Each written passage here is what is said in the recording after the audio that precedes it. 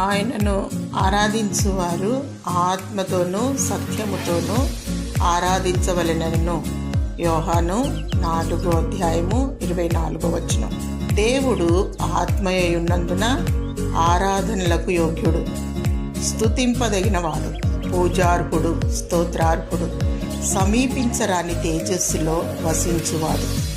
ఆయన పరిశుద్ధుడు, ఆకాశ మహాకాశములు పట్టజాలని దేవుడు, మొదటివాడు కడపటివాడు, ఉన్నవాడు అనువాడు, మహోన్నతుడైనప్పటికీ మానవ స్వరూపము దాల్చి 2000 సంవత్సరముల క్రితమే ఈ లోకమునకు వచ్చాడు. మానవాళికి రక్షణ, సమాధానము, నిత్యజీవ మార్గమును అనుగ్రహించాడు. యేసు పొందిన దెబ్బల చేత స్వస్థత, ఆయన రక్తము ద్వారా విమోచన, దేవుడు నీకు స్వస్థత, రక్షణ, సమాధానము, సంతోషము, నిత్యజీవము దయచేయునుగాక. ఆమేన్.